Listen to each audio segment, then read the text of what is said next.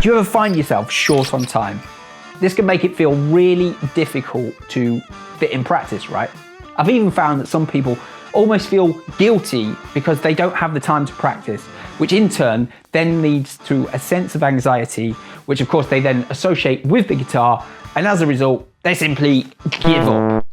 Well, what if I was to tell you there's a way that you can practice more by using less time? Sounds too good to be true, right? Well, I'm going to reveal my 2 secret methods and show you how to do this in just a sec. But first, I want to give you some more top tips that is going to help maximize your practice results and help you progress further on the guitar. Tip number 1 on the list is to incorporate a metronome.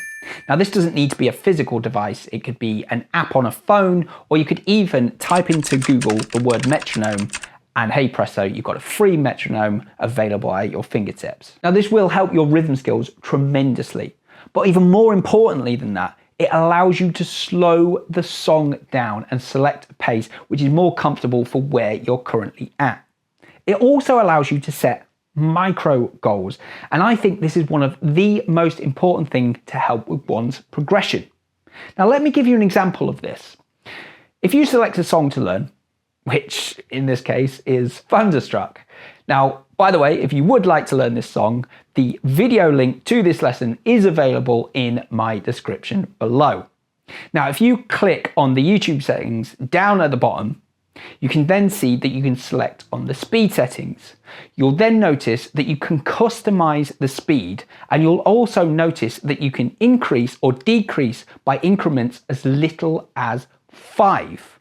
Now, these are the micro goals that I was talking about. Now, for every increased speed of 5 is another micro goal achieved. Now, it's that sense of achievement that feels good. And this also allows you to see the physical progression for yourself. I highly recommend using YouTube's customizable speed settings, and you can actually try this out for yourself and learn a bunch of new songs. Just head on over to my playlist where the link can be found in the description below. Now, my next tip coincides with the micro goals that we were just talking about. And it's arguably one of the most important bits of advice that I can give you. And that is to break down the song into smaller, manageable chunks. Now, this might sound completely obvious, but most people, they don't do this. They see the song as one whole thing to learn all at once. Try breaking down the song into smaller sections. Now, it might be that you need to break this down even further.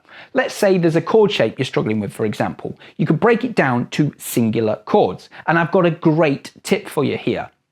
Try setting a timer for 1 minute. And I want you to play that chord as many times as you can within that minute. Now, it's really important to take your hands away in between each time that you play the chord, and even more importantly, be honest. And what I mean by that is only count the times that you play that chord correctly. Now, what you'll find is over the next week or so, you will be able to play that chord so much easier and so many more times within that minute. Now, breaking down songs into smaller sections is a vital skill that I want you to keep at the forefront of your mind, because it coincides with the 2 number 1 tips I have on how to practice more by using less time. And I'm going to reveal exactly how you do that in 1 minute, I promise. But I've got one more really useful tip to help you with your practice skills, and that is to get into the habit of writing things down.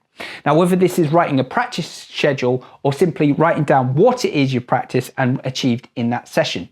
These again act as micro goals. And for every one of these that is scratched off your list is another task completed.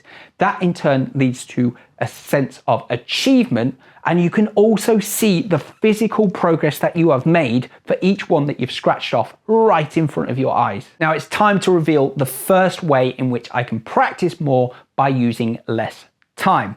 Now, the first thing I want you to do is to get one of these, a guitar stand. And then next, we're simply gonna keep the guitar out. Now, it could be a floor stand, it could be on the wall, but what's important here is that you keep your guitar out on display. This is crucial. Now, when you're busy, I recommend putting the guitar in a place where you almost have to walk around it when you move. Now, this means that when you get up, you have to physically look at the guitar and it becomes in your thought process, no matter how busy you are. Now, whether you're working away, doing homework, looking after children, there will be that moment where your brain will think something like, I need a drink, or I need to go to the toilet. Now, when this happens, you will see your guitar when you get up, and this is the moment that I want you to get used to picking your guitar up. Now, when I ask you to remember that skill of breaking down songs into smaller chunks, this is that vital element that we need to implement here. So if we're learning a chord, let's say a D chord, we pick up the guitar and we play that chord once correctly. Now, even if it takes a little bit of time, make sure you don't put it down until you've played that chord once correctly. And once you have, pop the guitar down and proceed to getting your drink. Now, we can do the same thing even if it was a section of a song. Let's say there's a riff that you want to learn that's particularly tricky. Now, we can take that one part of the riff and apply the same technique here. Play it through once, making sure to play it correctly, even if it takes some time. Then once you've done that, pop your guitar and it's off to the toilet.